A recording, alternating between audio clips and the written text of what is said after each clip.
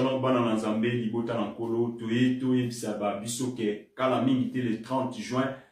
aigle toujours kati na nkolo nzambe a inspiré biso na aigle toujours kati na nkolo. Normalement tonga to bimisa aigle toujours kati na nkolo te nzembo na biso to tonga to yemba o tonga to bimisa na 2025 oyo ezali kiwelewele mais dommage nezalaka ba inspiration nzambe a inspiré et puis tolobi te Molimo nzambe lobi ndeza boye faut kaka to bimisa il faut kaka to bimisa nzembo oyo normalement inga ozala kiwelewele mais kiwelewele be to promettre bino to zo yango mesiko te to consommer na no aigle kati na banzembo ezebele bandeko na nga banzembo ezebele mais pour le moment ndeza boye aigle ciel muka kutezali bazo ciel muka mais awa pe to bi aigle pe donc faut toko tika ka batu ba ciel muka te banguna ba ciel muka te po bazo ciel muka bazo buka na ba minu bazo kende kuna mais to eli bango siko système oyeke to limisi bango ba ciel muka ne bazo ciel muka na bazo buka na mais to mema bango siko likolo na aigle donc ça dit que ba projet ozanango zalana komikitisa nzambe so apamolio zalana komikitisa po nzambe asanini atombola yo na ba projet ozanango ya kitoko kobetela mo batu te koyebisa batu te za la secret na yo so za secret na yo za malamu mingi parce que au fur et à mesure nzambe azopambola yo na ba projet na yo et puis bazo finga yo ozomata bazo seka yo tala ye kuna ninga na za munene mais ozokende ba finga tala yo kuna konda mais yo za bonne santé bandeko na ngai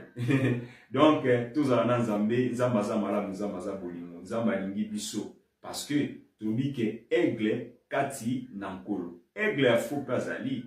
parce que neto lo batang to la kola mupeza gazarte eza muka na nzambe ni mtasala to la muka po bandeko musuba kanzaka biso to sambela ne nzamba o bénir ka biso non nzamba zo bénir batu nyuso parce que mokiliza nzambe za mutakeli batu akeli mokili mais nzambe bolingo na ye ndenge nzambe alingaka batu nyonso tu bazala na esengo pe batu nyonso bakumisa ye mais mokili batu musu baboyi na bango diable aye na mayele mabe akoti pona bongo la mitema batu azobongo la mitema batu pona batu ba changer na bango nde tozomona batu musu bazolala bazolamuka azokanisa kokola ya lamuki na makasi na ye alors eza nzambe nde mutu asali yo po lamuka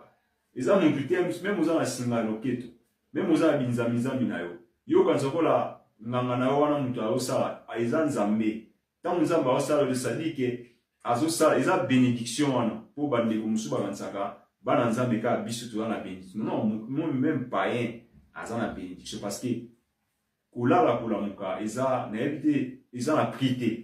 eza combien baprésident musu balalaki balamuki te mais baza na bamilliard baa na bambongo mais alali alamuki te batu musu ya minene na mokili toyebi balalaka balamukaka tomona alali ake libela parce que nzambe ya ye esili nzambe a retiré molimo na ye donc nde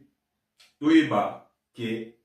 bapaye mpe nzambe abeniraka yango to préciser faux aigle non aigle kati na nkolo na aigle kaka simple bon siko yo lingo ozala aigle kati na nkolo aigle kati na nkolo azalaka na komikitisa nzambe so apamboli ye akozala donc ozo sentir que mutu oyo aza mutu moko ya sérieux aza na ye na komikitisa na musala oyo asalaka ndima musala na ye eza te ke yo osalaka bilanga okele bonga na pusaka na pilote taba opeso pe avion mo mono komema tata hélicoptère pa mo komema te ozomona donc il faut mutu na mutu asepela na eloko aza na mozala na komikitisa po nzamba pambola yo so ozotonga bilamba za anga na tonga bilamba ngana kombola na hôpital ngana sala ka boye mais ezate ke yo oloba na bato ngaza munganga na docteur ngana za boye non ya mabe toloba na ba misala na biso toza na komi parce que toza ba aigle ozomona parce que o teka nguba okumpina o teka nguba après nguba komi na ligablo o ba noteka babenga mo teka mapa na manteka mais osala mosko na nemo ya bien oza mwana nzambe do sadi ke osala ndinga ba aigle o mona ba ndiko muso mona so mo matemi yo pino so mateka pena ya bien ba mwamba ozwi pena mapa otie amodo tamo oteka ya mo même tamo mutu azo sepela somba epana parce que oza aigle kati na nkolo oza ba projet oza na makambo minene oza na komikitisa bandeko parce que le lendo tolobi ekitisaka mutu parce que ceux qui osent mata osa faux aigle au monde nzamba okitsa mais aigle solo akendaka likolo bato donc ça dit que bato ba omona yo ozo prospérer ozo kende likolo mais yozo baka te na ne logote ozo comprend bato ba omona yo ozwa mais okamamika na musala na yo mais ko pe ko shane musala ko ba lutika pe ba mapa otika pe ba avocat ba pilipili ba tomate miyo seza musala parce que Joseph azaki na boyi na ndako ya Potifar mokonzi ya basoda ya Pharaon mais après tabakamaki bino boye biso na babino to yebi makamuni elekaki après akomaki gouverneur talaka mutu azaki boy après okoma gouverneur donc c'est-à-dire musala oyo za nkoyoka sonité zala aigle kati na nkolo donc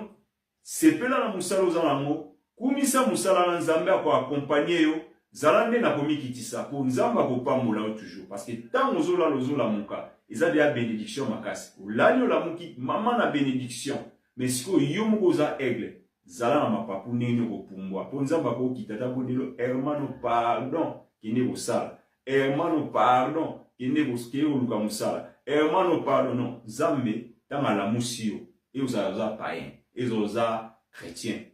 yebaka yango alamusi yo po oyebela oyebi ke nabima mpe nakekoluka mais ntango ozozwa zala na komikitisa